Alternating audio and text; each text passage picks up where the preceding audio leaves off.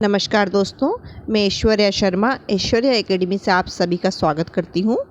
आज हम जिस मुद्दे पर बात करने जा रहे हैं वह एमपी टेट वर्ग 3 2022 के जानिए कितनी रैंक आने पर होगा फाइनल सिलेक्शन। तो हम जिस विषय पर बात करेंगे वह general, EWS, OBC, SC, ST इन सभी कैंडिडेट्स को क्या रैंक लाना पड़ेगा कि उनका सिलेक्शन हो जाएगा। ये वर्ग 3 से संबंधित विषय पर हम चर्चा करेंगे।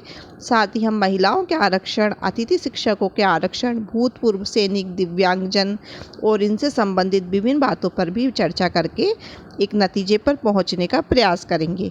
तो आइए बिना विलंब करे अपना वीडियो आरंभ करते हैं।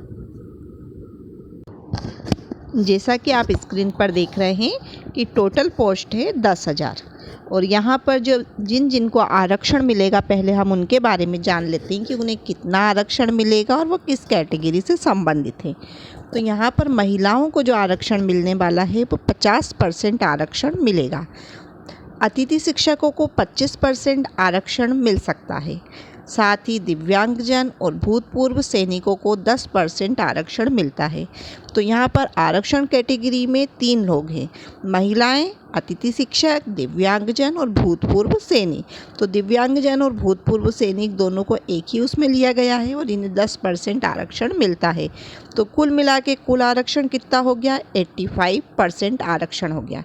तो 100 में से 85% आरक्षण महिलाएं, अतिथि शिक्षक और दिव्यांगजन और भूतपूर्व सैनिक ले गए। अब बचा कितना? तो शेष सीटें बची 15%, जिनमें भी 5 कैटेगरियाँ हैं। तो अब हम जानने की कोशिश करते हैं कि वह 5 कैटेगरियाँ कौन कौन सी है और 15% पर किन किन कैटेगरियों का आपस में टकराव होगा। तो आइए उनके विषय में भी जान लेते हैं। तो सबसे पहले है जनरल कैटेगरी। तो जनरल कैटेगरी का 1500 का अगर हम निकालते हैं तो 27% निकलता है। तो इसमें अगर जैसे कि मान लीजिए उनकी 405 रैंक है, किनकी? जनरल कैटेगरी की अगर 405 रैंक है तो जनरल कैटेगरी का अगर उम्मीदवार है और अगर वह 405 रैंक लेकर आया है तो मान लीजिए उसका सिलेक्शन पक्का है। वहीं अगर ओबीसी में हम देखें 1500 का तो 1500 का होगा 54%, 54%। अगर वह 810 रैंक तक पहुंच चुका है, ओबीसी कैंडिडेट में मेल कैंडिडेट के विषय में मैं बात कर रही हूं यहाँ पर, तो अगर वह 810 रैंक तक पहुंच चुका है तो उनका सिलेक्शन पक्का है। वहीं पे ईडब्ल्यूएस कैंडिडेट की बात करें तो ईडब्ल्यूएस कैंडिडेट में जैसे कि 1500 का हम निकालते हैं 37%, तो 1500 का 37% होता है 555। अगर 555 रैंक ईडब्ल्यूएस कैंडिडेट ने लेकर आए हैं तो वह सेफ कैटेगरी में है और वह सिलेक्शन पा सकते हैं। इसके बाद देखते हैं एससी कैटेगरी में। तो एससी कैटेगरी का 1500 का कितना हो जाएगा? 80%। तो 80% के हिसाब से हो गया 1200। तो 1200 अगर वह रैंक लेकर आए हैं, कौन? एससी कैटेगरी के उम्मीदवार अगर 1200 रैंक तक पहुंच चुके हैं तो समझ लीजिए वह भी इस दौड़ में शामिल है और वह एक अच्छा स्कोर प्राप्त करके अपना स्थान प्राप्त कर लेंगे। वहीं एसटी कैटेगरी के बारे में देखें तो अगर 1500 है, क्योंकि एसटी कैटेगरी में क्या होता है कि वो तो लोअर कैटेगरी में रखा जाता है और एसटी कैटेगरी को ज़्यादा स्कोर करने की आवश्यकता नहीं होती। मान लीजिए उन्होंने 1500 ही रैंक तक भी प्राप्त कर लिए हैं तो वह इस नियुक्ति को पा जाएंगे। तो मतलब कम से कम नंबरों पर भी एसटी कैटेगरी का हो जाता है, बस उनको पासिंग मार्क्स तक लाने की ही आवश्यकता होती है।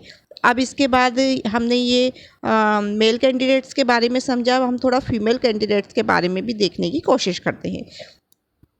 जैसा कि मैंने बताया कि महिलाओं का आरक्षित पद कितना है? 50%। तो 50% के हिसाब से कितना हो गया? 5000 पद। तो 5000 पदों पर महिलाओं का आरक्षित पद रहेगा। अब जनरल कैटेगरी की महिलाओं के बारे में देखें तो 6500 का 27% कितना होगा? तो 1755 रैंक। अगर जनरल कैटेगरी की महिला की 1755 रैंक है तो वह इस दौड़ में शामिल है और वह नियुक्ति को प्राप्त कर लेंगी। साथ ही अगला देखिए ओबीसी कैंडिडेट, अगर ओबीसी कैंडिडेट की महिला है और उनका 6,500 का 54%, 6,500 का अगर हम निकालते तो 54% निकलता है, तो 3,510 रैंक तक अगर वो लेकर आई हैं तो वह इस नियुक्ति को प्राप्त करेंगी, वह इस दौड़ में शामिल है। साथ ही ईडब्ल्यूएस कैटेगरी के बारे में हम जानने की कोशिश करें तो ईडब्ल्यूएस कैटेगरी का 6,500 का अगर हम परसेंट निकालेंगे तो बस 37% निकलेगा ईडब्ल्यूएस कैटेगरी की महिलाओं का।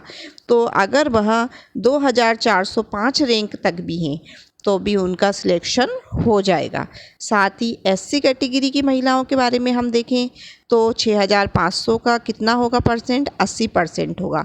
तो 80% के हिसाब से 5,200 रैंक तक भी अगर एससी कैटेगरी की महिलाओं का रैंक आता है तो वह इस दौड़ में शामिल है और उनका सिलेक्शन हो जाएगा।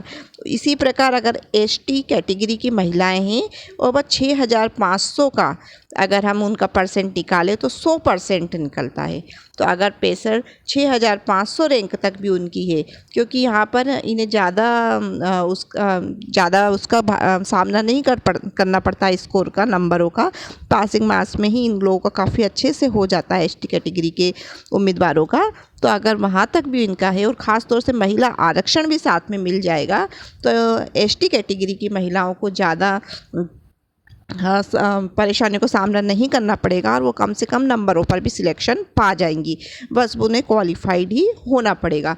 तो यहाँ पर आपने देखा कि मैंने महिलाओं का आरक्षित बताया, general category, OBC category, EWS category, SC category और एसटी कैटेगरी का। इसी के साथ में मैंने एसटी मेल का भी बताया कि अगर वो 1,500 रैंक तक हैं तो एसटी कैटेगरी में पुरुषों का भी आसानी से हो जाएगा। उसी प्रकार मैंने general, OBC, EWS, SC, ST male candidates के बारे में भी बताया कि वो कितनी रैंक तक लाएंगे तो उनका आसानी से हो जाएगा। इसी के साथ ही मैंने जो शेष सीटें थी उनके बारे में भी आपको विस्तृत जानकारी दी कि अतिथि शिक्षकों को 25% आरक्षण मिला है, महिलाओं को 50% आरक्षण मिला है, दिव्यांगजन, भूतपूर्व सैनिकों को 10% आरक्षण मिला है। तो कुल आरक्षण कितना हो गया, 85% हो गया। तो मेन आरक्षण कौन ले गया, महिलाएं, अतिथि शिक्षक, दिव्यांगजन और भूतपूर्व सैनिक। अगर इस कैटेगरी के अंदर उम्मीदवार हैं तो उनका सिलेक्शन तो पक्का है ही, वह तो अपनी सीट ले ही जाएंगे। उसके बाद जो शेष सीटें बचती हैं 15%, उस पर फाइट रहेगी। जो मेन फाइट होगी वो फाइट होगी general, OBC, EWS, SC, ST की, एसटी कैंडिडेट्स की और महिला कैंडिडेट्स की। तो मेन फाइट 15% पर होगी और 85 जो सीटें हैं वो मेन आरक्षण सीटें ले जाएंगी। और हमारे पास में टोटल पोस्ट लगभग मान रहे हम, एक विस्तृत आंकड़ा तो हमारे पास है नहीं, लेकिन हम मान रहे के चल रहे हैं कि लगभग कम से कम भी अगर वैकेंसी निकलेगी तो 10,000 से कम वैकेंसी तो नहीं निकलेगी। तो इससे संबंधित ये वीडियो मैंने बनाया था। अगर आपको अच्छा लगे तो लाइक और सब्सक्राइब अवश्य करें। धन्यवाद।